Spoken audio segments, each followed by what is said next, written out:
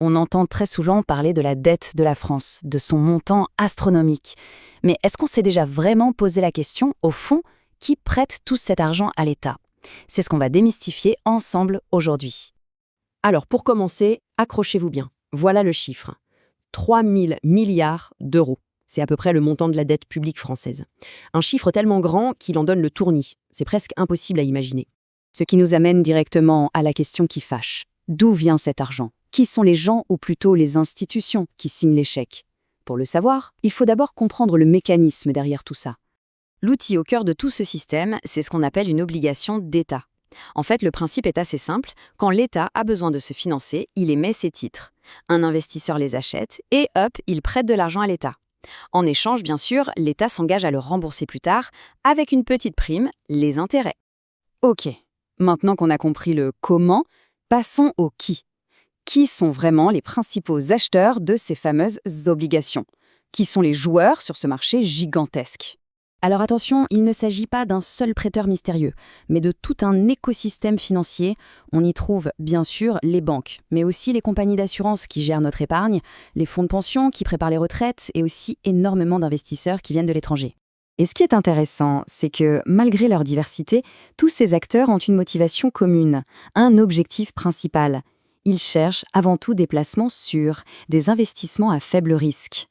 Là, on pourrait se dire, attendez une minute, pourquoi est-ce qu'on continue de prêter des milliards à un pays qui est déjà si endetté? C'est une excellente question. Qu'est-ce qui rend ces obligations si désirables finalement? Eh bien, il y a principalement 3 raisons. D'abord, la sécurité. Prêter à un État comme la France, c'est considéré comme l'un des placements les plus fiables au monde. Ensuite, ça assure des revenus stables et réguliers grâce aux intérêts.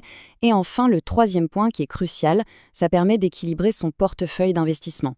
Justement, arrêtons-nous une seconde sur cette idée de répartition du risque ou de diversification. C'est un concept fondamental en finance, mais on peut le comprendre très facilement avec une image que tout le monde connaît. Et voilà, c'est le fameux principe, il ne faut pas mettre tous ses œufs dans le même panier. Pour un investisseur, c'est pareil. Il ne va pas tout miser sur des actions qui peuvent beaucoup fluctuer. Les obligations d'État, c'est un autre panier, beaucoup plus solide qui vient stabiliser l'ensemble. Mais il y a un autre acteur dans ce jeu, un acteur qui a pris une place énorme, surtout depuis la crise financière de 2008. Et cet acteur, ce sont les banques centrales. Effectivement, leur intervention massive a un peu changé les règles du jeu. Elles n'achètent pas pour les mêmes raisons que les autres, c'est-à-dire pour la sécurité de leur placement, mais plutôt pour influencer l'économie dans son ensemble. L'outil qu'elles utilisent porte un nom un peu barbare, l'assouplissement quantitatif, ou quantitative easing en anglais.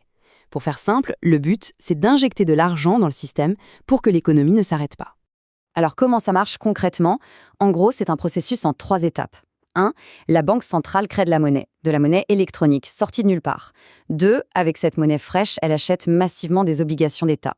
Et 3. Cette forte demande fait baisser les taux d'intérêt, ce qui rend le crédit moins cher pour tout le monde. Bon, on a vu les acheteurs, leur motivation. Mais qu'est-ce qui fait tenir tout cet édifice? Qu'est-ce qui est à la base de tout ce système? Eh bien, l'ingrédient secret, l'ingrédient le plus important, n'est même pas financier. Et cette phrase résume tout parfaitement.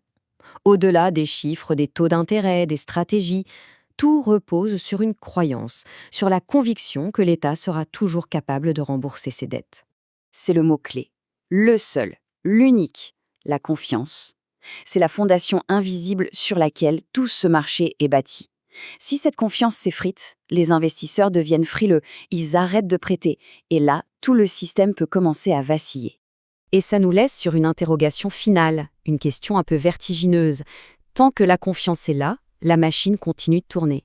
Mais si un jour, pour une raison ou une autre, elle venait à se fissurer, que se passerait-il? C'est une question qui, je pense, mérite qu'on y réfléchisse.